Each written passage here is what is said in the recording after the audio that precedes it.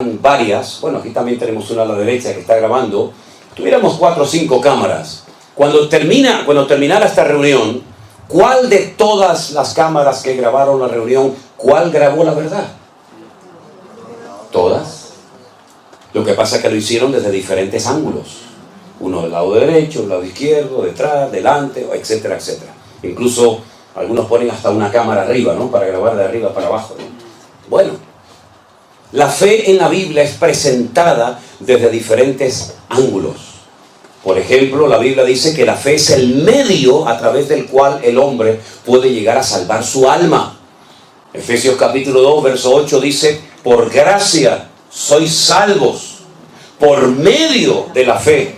Y esto no de vosotros, pues es don de Dios. Es decir, que sin fe el hombre no puede invocar el perdón de Dios y ser salvo, ¿verdad? Y pasar de muerte a vida. La fe es el medio para obtener la salvación. Pero cuando Pablo le escribe, por ejemplo, a otros hermanos a la iglesia de Galacia, él dice que las obras de la carne son, y da una lista, creo que de 19 o 20 manifestaciones diferentes de la carne, del ego. Pero finalmente él llega y dice: más el fruto del Espíritu es amor, gozo, paz, paciencia, benignidad, fe, mansedumbre, templanza. Contra tales cosas no hay ley. Es decir, que no solamente la fe es el medio para obtener la salvación, sino que la fe es su parte del fruto del Espíritu Santo que tiene que manifestarse y tiene que notarse en nuestra vida según va pasando el tiempo.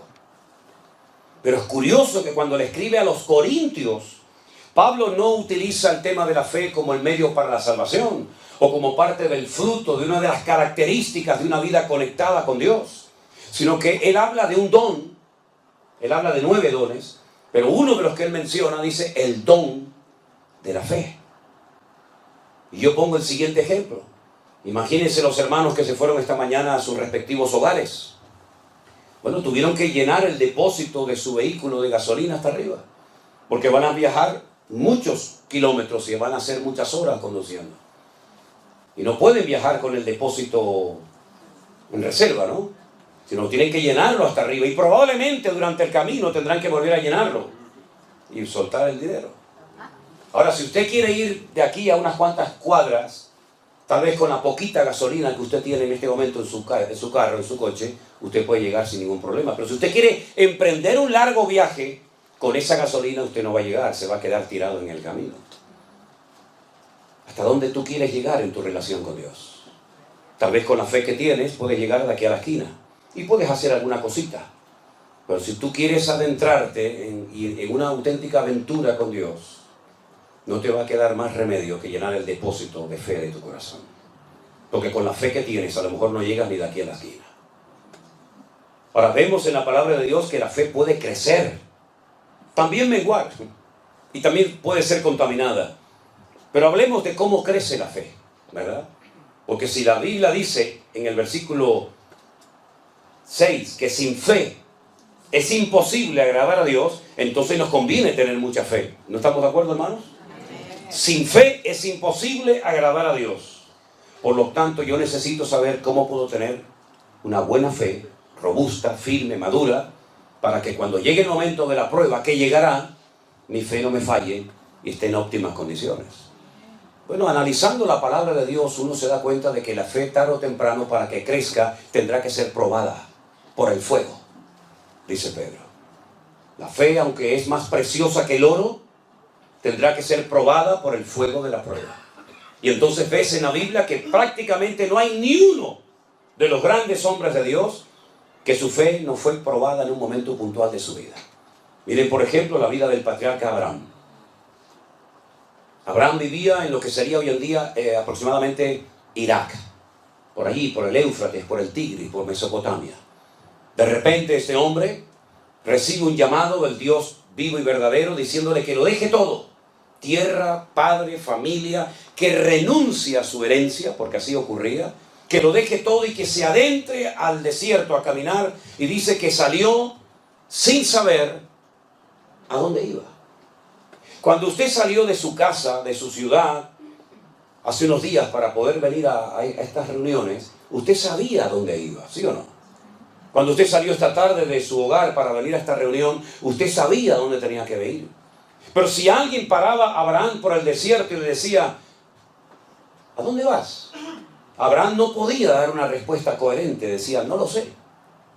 ¿Cómo puede salir un hombre dejándolo todo atrás y encima no saber a dónde voy? Salió sin saber a dónde iba, dice la palabra. Versículo 8 dice, obedeció para salir al lugar que había de recibir como herencia y salió sin saber a dónde iba. Versículo 9, por la fe habitó como extranjero en la tierra prometida, como en la tierra ajena, morando en tiendas con Isaac y Jacob, coherederos de la misma promesa. Es decir, pasó de una vida de confort, de una vida de estabilidad, con su trabajo, con su familia, etcétera, etcétera, a una vida de nómada. No sé a dónde voy y dejo mi casa, dejo mis patrimonios, dejo todo para vivir en tiendas de campaña, cosa que nunca había hecho. ¿Cuánto tiempo? No lo sabía. ¿A dónde vas? Tampoco lo sabía. Y todo eso lo hizo por fe en el llamado que había recibido de parte de Dios. Porque Dios le había hecho una promesa. Y la promesa consistía en que sería dueño, él y su descendencia, de todo un país. La tierra de Canaán, la tierra de Israel. Y dice aquí, porque además de todo eso, esperaba la ciudad que tiene fundamentos, cuyo arquitecto y constructor es Dios. Ahora díganme ustedes, ¿qué ciudad ha construido y edificado y diseñado Dios? ¿Dónde está esa ciudad que ha construido Dios? Que la ha diseñado hasta el más mínimo detalle. ¿Dónde está esa ciudad? Porque de esa ciudad no se habla nunca en el Antiguo Testamento. No se habla ni en la ley de Moisés, no se habla ni en los salmos, no se habla en ninguna parte. Pero dice aquí, el autor de este capítulo, que Abraham salió, número 1, sin saber a dónde iba, agarrado firmemente a una promesa de heredar algún día una tierra. Vete tú a saber dónde estaba esa tierra. Y además, en el fondo, lo que Abraham realmente buscaba era la ciudad cuyo arquitecto y fundador es Dios. ¿Cómo podía saber él que existía esa ciudad? ¿Y dónde estaba esa ciudad? Si el primero en toda la historia de la Biblia que nos relata esa ciudad, cómo es, sus medidas, sus materiales, etcétera, etcétera, hasta su nombre, fue Juan en el libro del Apocalipsis, en el capítulo 21 y 22 del Apocalipsis. Pero dice la Biblia que salió sin saber dónde estaba, pero la buscaba, y dice que la saludó y la vio de lejos. Por eso es el hombre llamado en la Biblia el padre de la fe. Esa ciudad cuyo arquitecto y fundador y diseñador es Dios es nada más y nada menos que la Nueva Jerusalén. Si quieren saber cómo es, si quieren saber cuáles son sus características, sus medidas, sus materiales, etcétera, lean esta noche antes de dormir el capítulo 21 y 22 de Apocalipsis y te vas a quedar asombrado, porque ahí está la ciudad que Abraham buscaba y dice que la vio.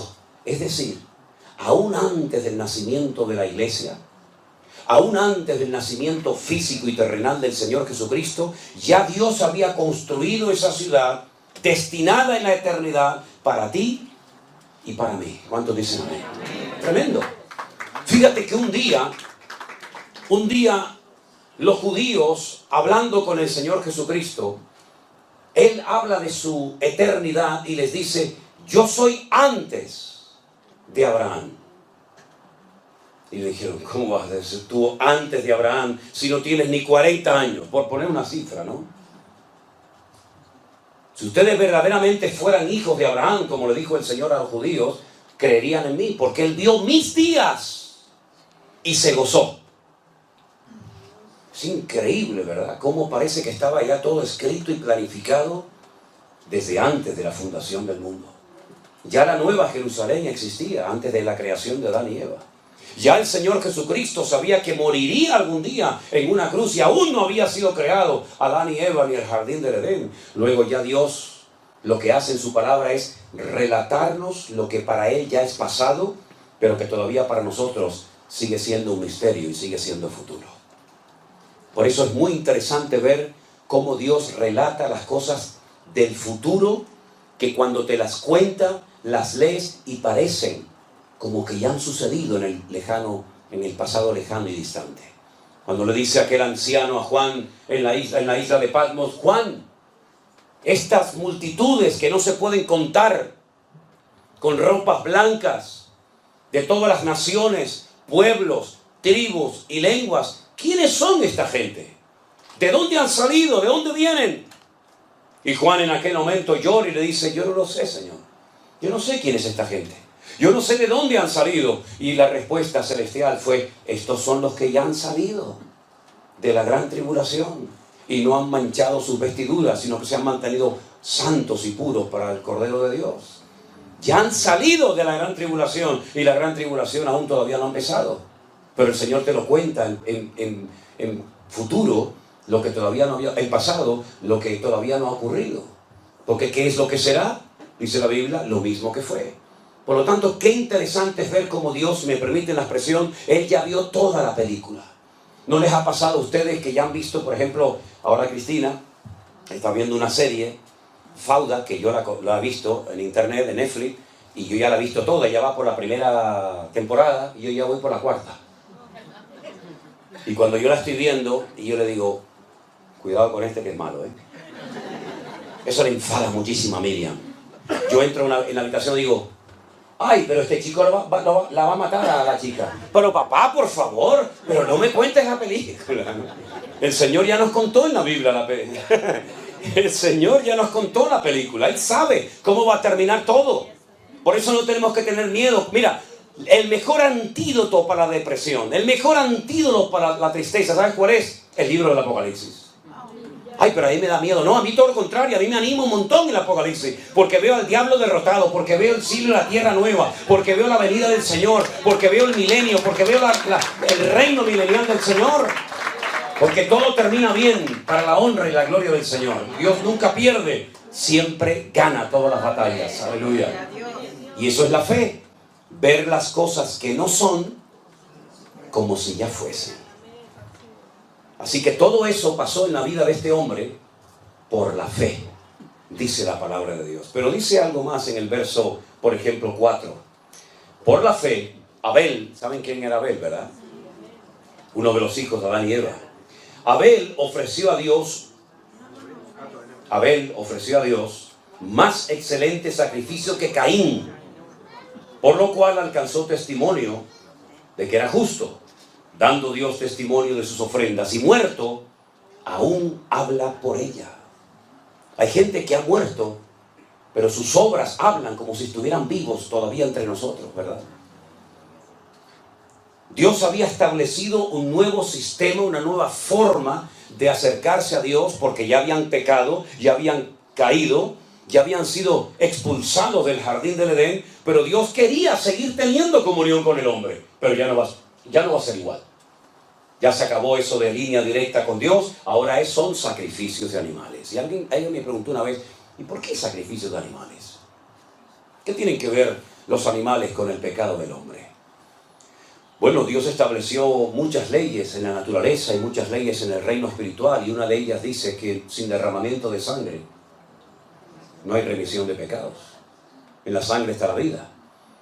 Es decir, que lo que tenía que suceder es que el hombre tenía que morir derramando su sangre.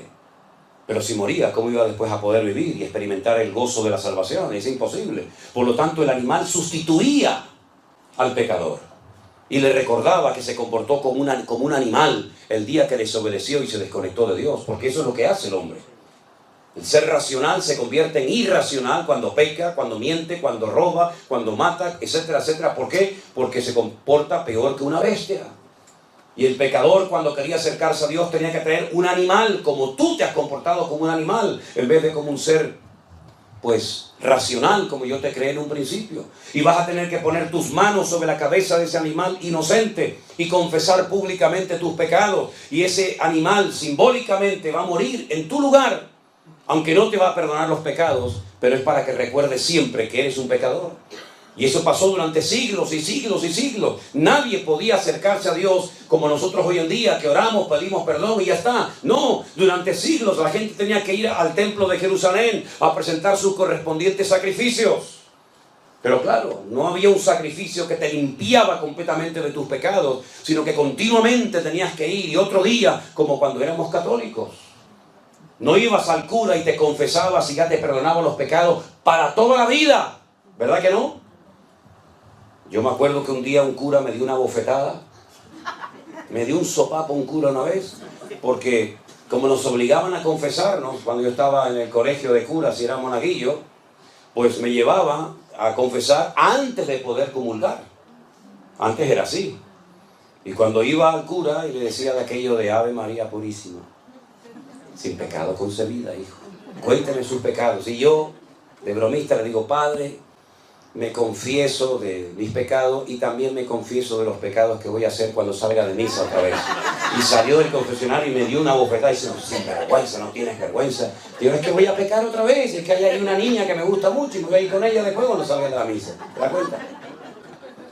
No hay alguien que te pueda perdonar para siempre los pecados, solamente aquel que dijo, este es el Cordero de Dios que quita el pecado del mundo. A Él sea la gloria y la honra en esta noche. Jesucristo, el Hijo de Dios, aleluya.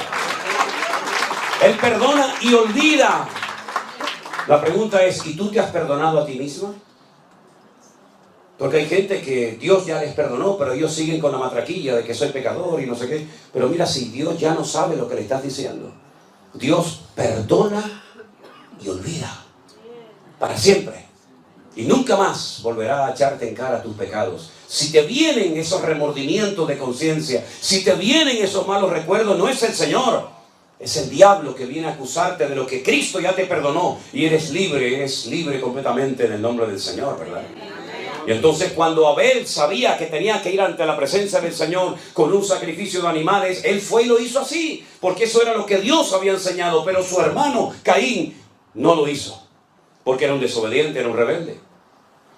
¿Quién le enseñó a Caín a ser desobediente y rebelde?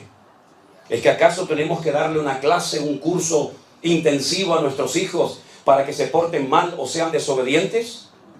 Ya lo llevan dentro. Ya va en el paquete. No tienes que enseñarle a que sea un respondón, ya lo lleva adentro. No tienes que enseñarle a que sea cualquier otra cosa, porque lo que hay que enseñarle son buenos modales y buenos principios, pero lo malo ya lo llevan dentro. Como dijo aquel, dice, el hombre no es pecador porque peca. No, es al revés. El hombre peca porque es pecador. Y hay algo que nos domina, es algo que nos atrapa, y a menos que tú lleves eso a los pies de Cristo, hay una fuerza interior que aunque digas, no lo voy a hacer más, no lo voy a hacer más, lo vuelves a hacer otra vez y otra vez y otra vez.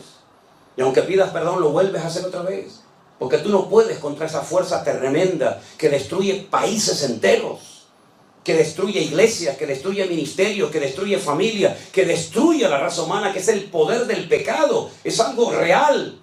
El poder más destructivo que hay es el poder del pecado. Y si no, mira cómo está el mundo, lleno de pecado, de desobediencia, de rebeldía, de soberbias por todas partes. Y para eso vino Cristo, para darte un poder más fuerte que el que te dominó durante años.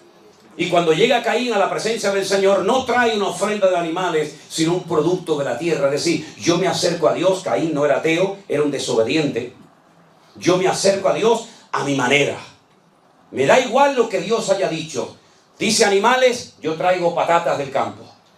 Dios dice patatas del campo, yo traigo animales. Es el espíritu de la contradicción.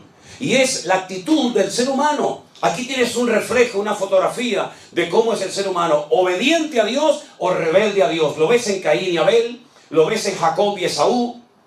Lo ves en el ladrón arrepentido a la derecha y lo ves en el ladrón rebelde y soberbio a la izquierda. Lo vemos continuamente por todas partes. Y entonces el Señor le habla a Caín y le dice, Caín, no estás haciendo bien las cosas. Fíjate que Abel no le dice nada. Dios no le habló a Abel. ¿Para qué le va a hablar si está haciendo las cosas bien? Sin embargo, le habló Caín y le dijo, tu semblante ha decaído, ya no eres la misma persona. Miras con malos ojos a tu hermano, pero si hicieras las cosas bien, yo no te bendeciría. Y en vez de arrepentirse, en vez de humillarse y decir, perdóname Señor, lo siento, voy a corregir el rumbo, como dice la Biblia, si oyereis hoy su voz, no endurezcas tu corazón, pues entonces lo que hace es que engaña a su hermano y le dice, Abel, vamos a dar un paseo por el campo. Y el otro dice, vamos. Se fía de su hermano, es noble de corazón, ni siquiera se imagina lo que le va a hacer su propio hermano. Y dice la Biblia que su hermano Caín se levanta contra él y lo mata. El primer asesinato de la historia de la humanidad. Y Dios le vuelve a hablar a Caín y le dice, Caín, ¿dónde está tu hermano Abel? Lo confronta, ¿no? Y Caín le dice, ¿soy yo acaso guarda de mi hermano? Como diciendo, yo que sé dónde está mi hermano. Y le dice el Señor algo tremendo y le dice, la voz de la sangre de tu hermano Abel ha llegado hasta mi presencia. Aunque lo quieras ocultar, esa sangre inocente que ha sido derramada por tu mano ha llegado a mi presencia clamando por justicia. Y Dios maldice a Caín, y sabemos lo que pasó con Caín. Fue un ser errante, ¿verdad? Sin arraigo en ninguna parte del mundo, con una insatisfacción como le pasa a la gente hoy en día, que nada les llena. Se emborrachan, se drogan, van a fiestas, van a casinos, viajan, se casan, se divorcian, se juntan con una, se juntan con otra, se meten en una secta, salen de una secta, se meten en otra, tienen dinero, pierden el dinero, vuelven a ganar dinero, y hay una constante insatisfacción en su vida y nada les llena.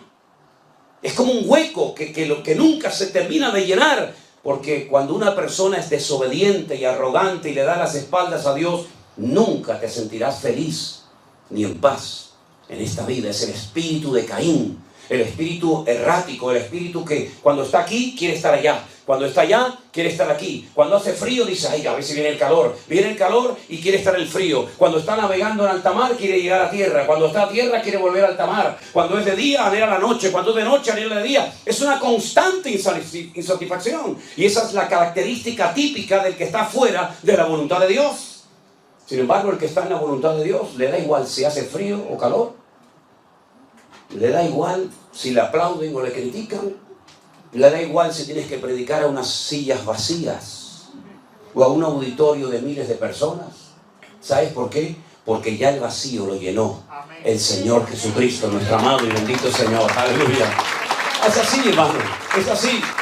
¿Y por qué Abel fue obediente? Porque dice que lo hizo por fe, porque la fe nos ayuda a ser obedientes y la rebeldía nos ayuda a ser gente desobediente.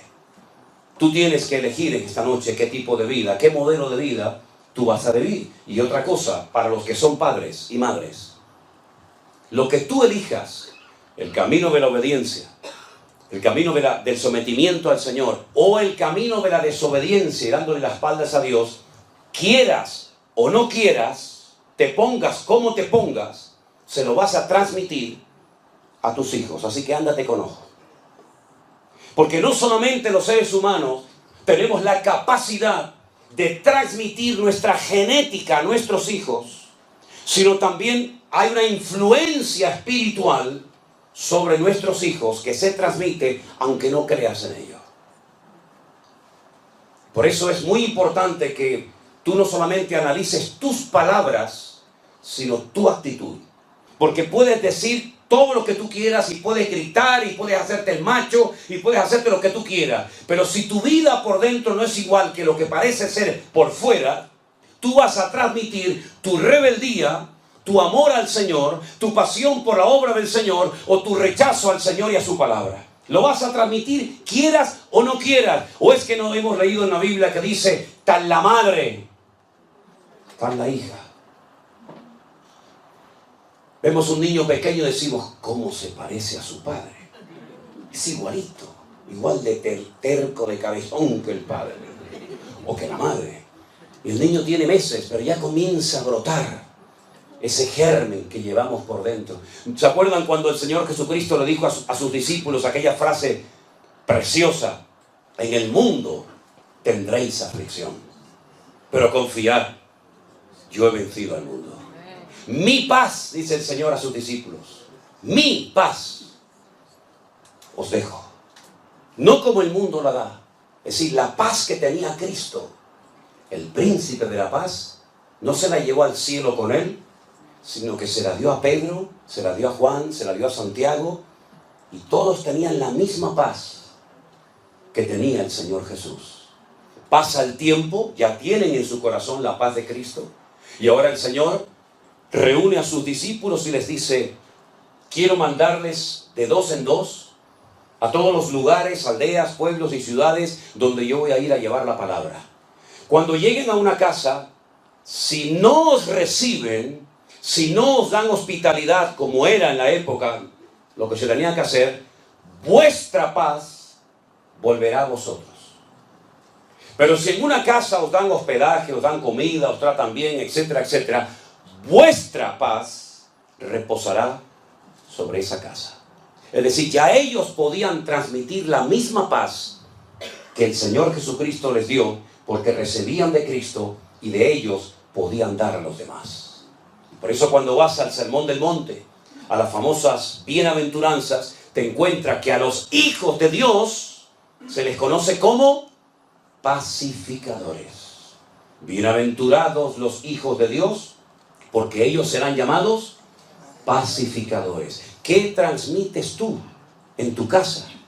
¿Qué transmites? Ustedes saben que cuando una persona, por ejemplo, fuma, el olor del humo, del tabaco, se le impregna. ¿Sí o no? La Biblia dice que un día una mujer ungió al Señor Jesucristo con un vaso de alabastro, de nardo puro, y toda la casa, y todos los que estaban en la casa, fueron impregnados con aquel olor del Señor. Y déjenme que les diga que hace poquito estuve en Israel y una hermana compró un vasito, así, un frasquito pequeño de alabastro, y me echó una gota así en la mano. Oye, y huele algo increíble. ¿Cómo sería un vaso de alabastro de nardo puro, verdad?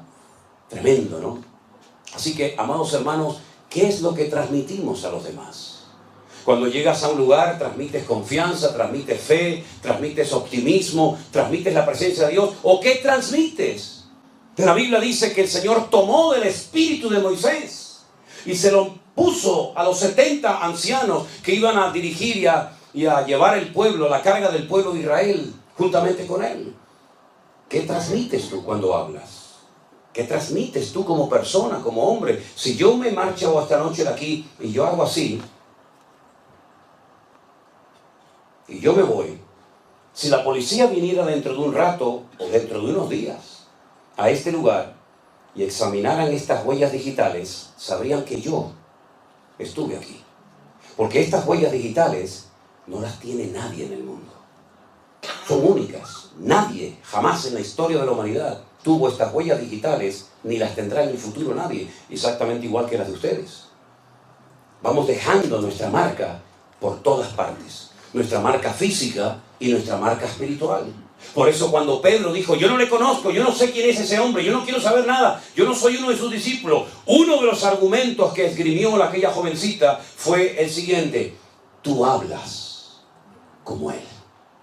Aunque lo quieras negar, aunque lo quieras ocultar, tú también eres uno de sus discípulos, porque hablas igual que él. ¿Cuántos dicen amén? Amén. Por eso, qué importante, amados hermanos, es que nosotros le pidamos al Señor poder transmitir la presencia y la gloria del Señor a todas partes donde vayamos. A veces lo conseguimos, a veces no, pero ten presente que a donde quiera que vayas, tú vas a transmitir lo que llevas por dentro, lo bueno y lo malo. Hay un refrán que seguramente ustedes lo conocen que dice: el que a buen árbol se arrima, buena sombra le cobija. ¿Lo conocen, verdad? Yo se lo voy a decir bíblicamente porque soy más espiritual. Dice Proverbios: el que anda con sabios, sabio será. Es decir, que si quieres recibir bendición de Dios, júntate con gente que te transmita cosas de Dios y no con gente que te robe lo poquito que tiene de Dios en tu vida. Eso es lo que dice la palabra. El capítulo es una maravilla. El capítulo habla de hombres y también, por supuesto, de mujeres. Dice la Biblia que Sara, la esposa de Abraham, era una mujer estéril y ya muy mayor, ya avanzada en edad, y no podía tener hijos. Pero dice la Biblia en el verso 11: por la fe, otra vez, por la fe, siempre todo es por la fe, Sara, siendo estéril, recibió fuerzas para concebir y dar a luz aún fuera del tiempo de la edad. ¿Por qué? Porque creyó que era fiel quien se lo había prometido. Humanamente hablando, era imposible que esa mujer quedara embarazada.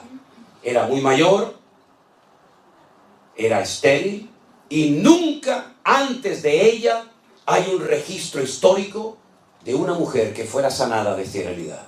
Ella no podía mirar atrás y decir, es que ya el Señor sanó a esta y sanó a aquella. No, no había nada. No había ningún punto de referencia. Ella iba a ser la primera mujer en la historia de la humanidad sanada de esterilidad.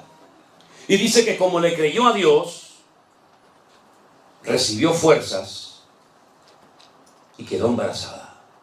Hubo un momento en su vida, después de 30 años de esperar el hijo de la promesa y no venir, que le propuso a su marido Abraham, un hombre muy obediente, que tuviera relaciones con su criada Agar. Y fue la ruina de Abraham y del mundo entero. Porque cuántos problemas, cuántas guerras, cuántas muertes se podían haber evitado si Abraham hubiera esperado y no hubiera mantenido relaciones con aquella muchacha de origen egipcio. Fue tan terrible la convivencia, fue tan terrible el ambiente en el hogar, que dice la palabra de Dios que el Señor le dijo a Abraham, échala a ella y echa al hijo de ella, porque no puede heredar el hijo de la esclava con el hijo de la libre. Y estoy hablando de Agar y de Ismael, el padre de todas las naciones árabes. Que cuando la Biblia habla de él, porque Abraham lógicamente lo amaba porque era su hijo, de momento era el único que tenía, la palabra en hebreo, el término que emplea será un pere Adam. No un Adán pere, sino un pere Adán. Pere significa en hebreo salvaje, indomable. Y Adán significa hombre. Y no es que invierte el orden por equivocación del error, del copista. No, es que lo hizo a propósito. Lo que va a predominar en él, más que su parte humana, va a ser su parte animal. Es un salvaje. Él siempre estará en contra de todo el mundo. Y todo el mundo estará siempre en contra de él. Y por su espada vivirá. Así es que esto es imposible, esta convivencia entre unos y otros. Cógelo y échalo de casa y yo me encargaré de él. Y es entonces cuando ella es expulsada del hogar de Abraham, cuando el Señor se le presenta en un pozo, y es la primera vez que el Señor le habla a través de un ángel a una persona en la humanidad, Agar. Y le promete que va a ser príncipe de 10 naciones y le promete prosperidad, como hasta el día de hoy la vemos. Naciones que cuando vas, tú dices, pero esta gente ¿qué tiene? Si no tienen ni un árbol. No tienen nada más que arena, arena, arena y nada más que arena. Sí, pero escarba un poquito debajo de la arena. Y vas a ver la bendición de Abraham. Vas a ver cómo son capaces de vivir en lugares donde hay 60, 70 grados de temperatura en Celsius, pero son capaces de poner al mundo de rodillas. Porque lo que tienen debajo no lo tiene ninguna nación de la tierra. Y curiosamente heredaron una característica de su padre Abraham, como es la hospitalidad. No hay pueblo más hospitalario que las naciones árabes. ¿Qué te parece? Pero dice la palabra de Dios que cuando esta mujer es expulsada del hogar y el Señor le cuida y le protege milagrosamente, es entonces cuando Sara recapacita y se da cuenta que cuando Dios te da una promesa, tienes que aprender a esperar en la promesa de Dios, aunque pase mucho tiempo. Porque Dios cuando te promete algo, a veces te da una indicación de cuándo vas a ver el cumplimiento de dicha promesa que has recibido. Pero en la inmensa mayoría de los casos, incluso en la Biblia, cuando Dios le da una promesa a alguien, no le dice cómo se va a cumplir o cuándo, sino que da la promesa, lanza la promesa y entonces entra en juego la fe. Porque por la fe te sostienes en esa promesa y te das cuenta de que es mejor no hacer nada que intentar ayudar a Dios y estropear el plan y el propósito de Dios para tu vida. Y que fue lo que le pasó a Abraham. 30 años, no venía el hijo de la promesa, mantiene relaciones con Agar, queda embarazada y el Señor dice, ese no es el hijo. que yo te había prometido. Eso es lo que tú has hecho en la carne.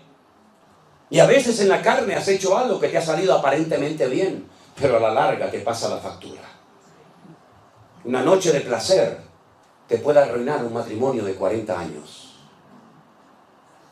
Una noche loca te puede arruinar toda una vida. Eso fue lo que le pasó a Abraham. Se dio cuenta de que Dios no necesita ayuda para cumplir con sus promesas. Hay casi 8,000 y pico de promesas en la Biblia.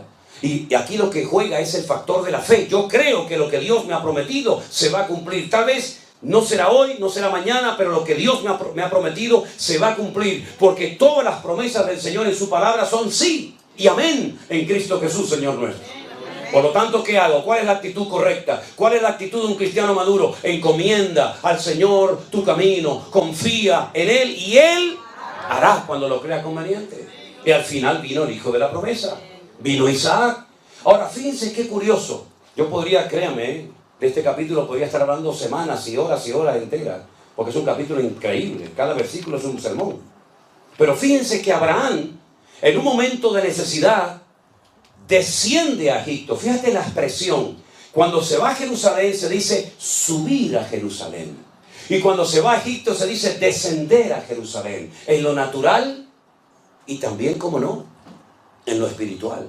Abraham descendió a Egipto porque allí era donde había alimentos, donde había recursos, donde había agua, donde había un futuro más esperanzador que en Canaán. Y allí el Señor le habló y lo trató y todos conocemos la historia. Y al final él tiene que huir, tiene que marcharse de Egipto. Cuando su hijo Isaac es grande y vuelve a tener parecidos problemas a los que su padre tuvo, falta de agua, falta de recursos, falta de alimentos, etc. ¿Qué es lo primero que piensa el hijo? En hacer lo mismo que le vio hacer a su padre: descender a Egipto. Pero Dios le dice a Isaac: no vayas a Egipto, no desciendas a Egipto. Pero Señor, yo soy dueño de miles de cabezas de ganado. Donde yo vivo no hay pastos. Donde yo vivo no hay agua, no hay recursos, no hay nada. Voy a terminar perdiéndolo todo. En Egipto está el río Nilo, el río más largo del mundo. Siempre hay agua, siempre hay tierra fértil. El Señor dice: no vayas a Egipto, quédate aquí. Y uno dice: ¿dónde le dijo el Señor a Isaac? Quédate aquí, no te muevas. En un lugar llamado Beer-sheba. La palabra Beer en hebreo es pozo.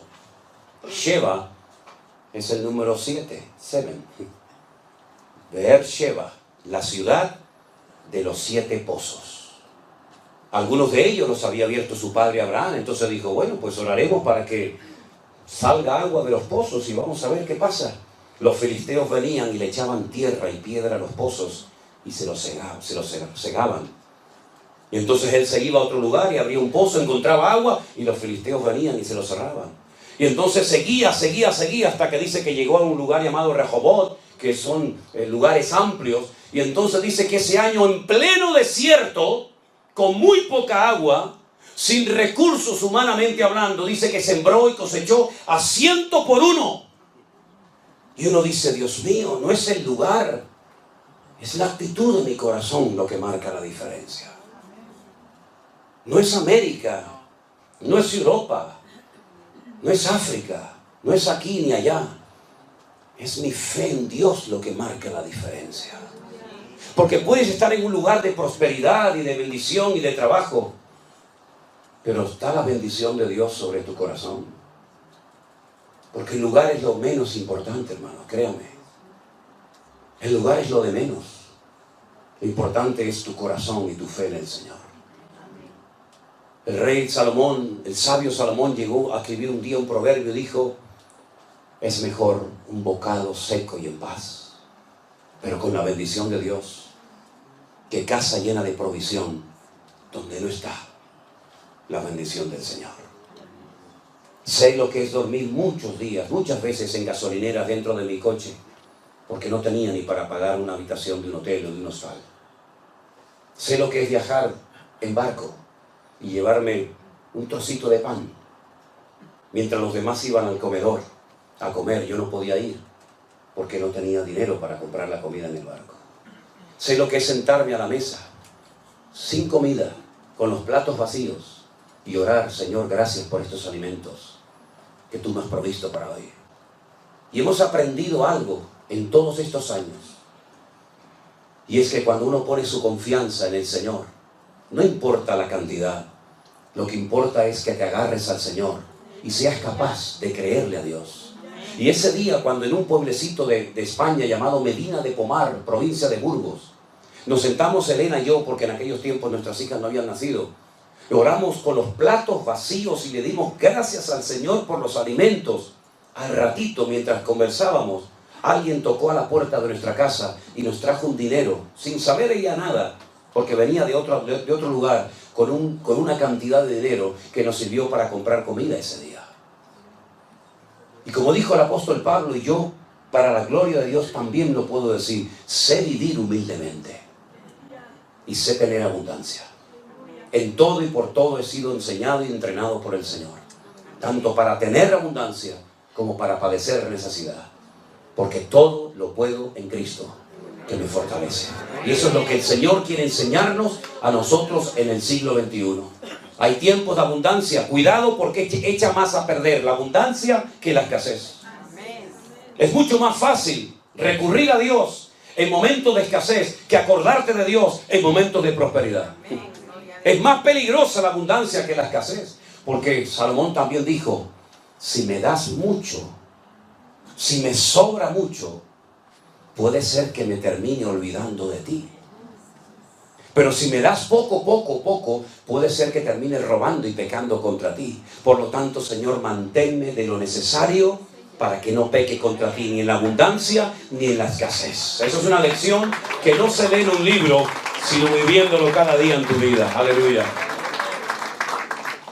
Claro, a todos, también a los cristianos, nos gusta tener nuestras necesidades básicas cubiertas. Y poder invitar a tu esposa una noche a comer, y poder comprarte una camisa si te gusta. Claro, no hay nada malo en eso. Pero no te olvides que el Señor es mi pastor y nada nos faltará. Y lo importante es tenerlo a Él. Y lo importante es que cuando Dios te prospere, que espero que te prospere a por 1000, y cuando el Señor te dé abundancia, que seas un buen administrador y no tengas mentalidad de dueño, sino que seas un administrador fiel de los recursos que el Señor, por su misericordia, ha puesto en tus manos. ¿Cuántos dicen amén? Yo quiero terminar en esta noche leyendo los últimos versículos de este precioso capítulo, que podríamos estar horas y horas hablando de él. Hay una mujer mencionada en el versículo 31 que no era judía, era cananea. Su nombre es Rahab. El verso 31 dice: por la fe, otra vez, por la fe, Rahab la ramera no pereció juntamente con los desobedientes, habiendo recibido a los espías en paz. Esta mujer es muy interesante, su historia, porque la Biblia nos habla de que era una mujer que había ejercido durante tiempo la prostitución en la ciudad de Jericó, donde ella vivía. Ella era una cananea, pero un día recibe en su casa la visita de 2 hombres extranjeros, 2 israelitas, que van a su casa, el mejor lugar para pasar desapercibidos, y ella reconoce que son hebreos y les dice algo tremendo. A veces lo leemos y no somos conscientes de la profundidad de aquella conversación durante la noche de Rahab con estos 2 hombres. Les dice: hemos oído lo que vuestro Dios ha hecho por vosotros cuando os sacó de Egipto. Lo hemos oído. Sabemos que Dios os abrió las aguas del Mar Rojo para que pasarais por tierra seca. Y sabemos que Dios os va a entregar esta tierra. Ese es el motivo por el cual está cerrada, bien cerrada Jericó. Fíjate cómo hacía 40 años que los estaban esperando. Estaban con más temor los habitantes de Jericó que el pueblo de Israel, quejándose y lamentándose contra el Señor. Es decir, hace 40 años podían haber entrado a Canaán, pero por desobediencia y por rebeldía perdisteis la oportunidad histórica de vuestra vida. y moristeis en el desierto, cuando hace 40 años esta gente estaba temblando de miedo porque sabían que nuestro Dios es el Dios vivo y verdadero. Qué lástima, ¿verdad? Qué lástima cuando el inconverso te tiene que recordar que eres cristiano. Qué lástima cuando el inconverso te da lecciones de buen padre en vez de tú dárselas a él, ¿verdad? Yo solamente os pido, decía Rahab, que tengáis misericordia de mi vida y de mi familia. Y estos hombres hicieron un pacto con ella.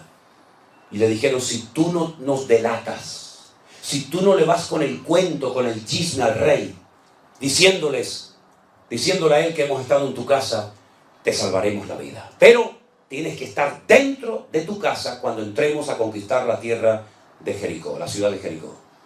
Y tienes que amarrar este cordón rojo, ¿verdad?, en la ventana de tu casa, para que al entrar en la ciudad, los soldados, cuando vean esa tela colgando en tu ventana, sepan que ahí no tienen que entrar a matar a nadie. Si cumples con estas dos condiciones, te salvaremos tu vida a ti y a toda tu familia. Ahora tú imagínate Rahab viendo casa por casa, convenciendo a su padre, a su madre, a sus primos, a sus cuñados, a sus sobrinos, dándoles testimonio, ¿verdad? Vengan a mi casa, pero ¿cómo vamos a ir a tu? Vengas a mi casa que hay salvación. La verdad que la fe de Rahab fue tremenda, ¿eh?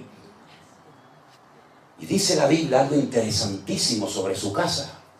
No sé si se acuerdan.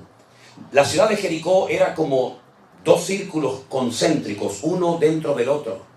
Había una muralla exterior y otra muralla interior, y entre muro y muro, dice la Biblia que Rahab había construido su casa. Vivía entre un muro y otro. Quédense con ese detalle. Cuando llega el día de la invasión, de la conquista de Jericó, la Biblia dice que las murallas de Jericó se derrumbaron. Y cuando arqueólogos descubrieron las antiguas murallas de Jericó, llegaron a una conclusión muy interesante. Se dieron cuenta por la posición de las piedras que las murallas no habían caído de una forma normal. No habían caído de adentro hacia afuera o de afuera hacia adentro, se habían derrumbado los muros, sino que cayeron exactamente igual que aquella imagen que tenemos en nuestra mente del día de las Torres Gemelas, cuando se desmoronaron sobre sí mismas, porque fue una obra de Dios. De arriba abajo se desmoronaron aquellas piedras, pero la casa de Rahab, que estaba entre el muro de afuera y el muro de adentro, no se cayó. Se cayó todo a su alrededor, pero su casa permaneció. Y ahí se cumple la promesa que dice: caerán a tu lado 1000 y 10.000 a tu diestra, mas a ti no llegará, por cuanto has puesto tu confianza en el Señor. Fuertes aplausos a nuestro Dios. Eso es lo que hace Dios. Te protege, te cuida de noche y de día. Y verás por todas partes tragedia, pero verás cómo Dios te cuida y te bendice, y tú dices: Dios mío, qué tremendo como tú eres. Y resulta que esta mujer cananea, que repito, no era del pueblo de Israel, estaba bajo aquella maldición que había lanzado Can, ¿se acuerdan? Noé, cuando dijo: maldito sea Canaán, ¿se acuerdan? Cuando lo vieron desnudo, y él maldijo a alguien que ni siquiera existía en aquel momento, sus 3 hijos, Sem, Can y Jafet, y maldice al nieto, al hijo de Can, a los cananeos. ¿Y cómo se llamaba la tierra donde vivía Rahab en aquel tiempo? Canaán. Los cananeos estaban todos bajo la maldición de Noé.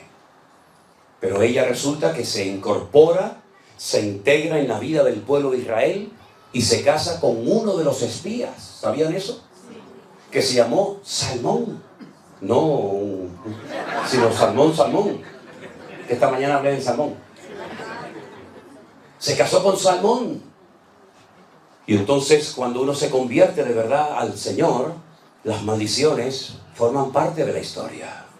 Ya puedo dormir en paz me acostaré y asimismo dormiré, porque solo tú, Señor, me haces vivir confiado. Ya no tengo miedo de lo que me hizo mi padre, lo que me hizo mi abuelo, de lo que pasó en la reconquista, lo que no, yo no tengo nada que ver con eso. Yo voy a quitar del pueblo, dijo el Señor, ese refrán que tenéis, que no concuerda con la realidad. Los padres comieron las uvas y los hijos tuvieron la dentera. El alma que pecare, esa morirá. El hijo no morirá por los pecados del padre, ni el padre morirá por los pecados del hijo, sino que el alma que pecare, esa morirá. Así que ella ya no es una mujer bajo maldición, sino que ahora toda la maldición se convierte en bendición y queda embarazada y tiene nada más y nada menos que a un hijo que se llamó Booz. Booz. Díganlo en español, Booz. Con Z. Y Booz llegó a ser uno de los hombres más ricos de Israel. Un terrateniente que tenía tierras en abundancia. Y un día ve venir por el horizonte a una mujer de los campos de Moab, viuda, con una mano delante y una mano detrás, pobrecita, tratando de sustentar su vida y la de su suegra, y se enamora de ella, y se casa con ella. El hijo de Rahab se casó con Ruth, la moabita, y quedó embarazada, y tuvo un hijo llamado Obed. Y Obed pasa el tiempo y tiene un hijo llamado Isaí. E Isaí tiene muchos hijos, pero sin lugar a dudas, el más famoso de todos fue el mismísimo rey David. ¿Y de dónde viene el Señor Jesucristo? Entroncado con esa familia, con la familia de Judá, porque Dios torna la maldición en bendición. ¿Cuántos dicen amén? ¡Gloria a Dios! ¿De dónde ha salido eso de que vamos a echarle hoy los demonios a los hermanos miembros de la iglesia? ¿De dónde ha salido ese disparate? Incluso algunos hasta le dicen tiene que pagar para que el pastor le bendiga y le saque los demonios y les rompa las maldiciones generacionales. ¿Saben cuando fui a Santiago de Chile la primera vez? Yo iba a predicar en una iglesia de indígenas ahí en Chile. Y estábamos en una plataforma, un montón de gente, y yo estaba entre ellos y me dice el pastor al oído, usted viene de España, ¿verdad? Y le digo, sí, de las Islas Canarias, vengo. De España, ¿no? Digo, sí, de España. Dice, pastor, sería muy bueno que usted hoy cuando se suba a la plataforma a predicar le pidiera perdón a la iglesia. Y era la primera vez en mi vida que estaba allí. Digo, ¿hice algo malo? ¿Por qué le tengo que pedir perdón? Dice, porque usted sabe lo que hicieron los españoles en América. Se llevaron el oro, le daban espejos, y los indígenas le daban los collares, y claro, los españoles fueron muy malos. Y le digo, ¿y qué tiene que ver el espejito conmigo, hermano? O sea, a mí también el gobierno me saca el oro, ¿qué quiere que me diga?